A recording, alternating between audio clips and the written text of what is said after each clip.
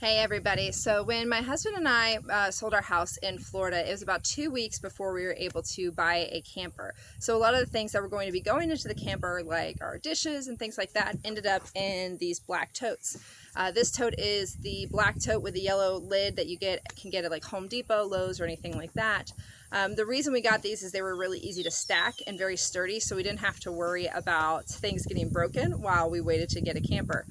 So obviously, once we unpacked everything into the camper, we had a bunch of these totes left over.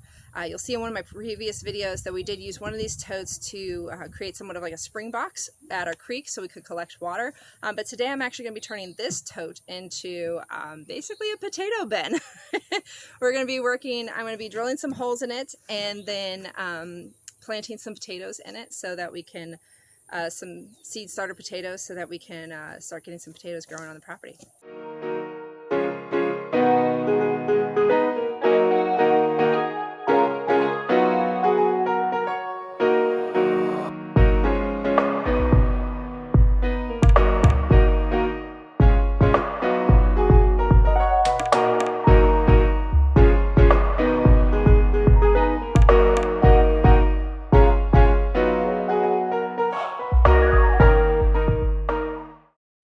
Okay, so the area that you saw me digging up in was an area that in previous videos I was also digging in. It's an area of compost that we have on our property.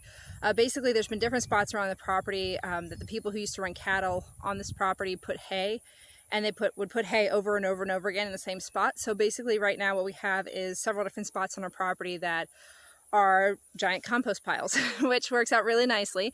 But this has been a very, very, very dry week and a half. We've had no rain and it's been in the 90s basically this entire time. So what I'm going to be doing is, since the compost is rather dry, I'm going to stick it in one of our creeks for a little while. I did drill the holes around the bottom, so I'm going to kind of let the water flow through that area and basically wick up through the container.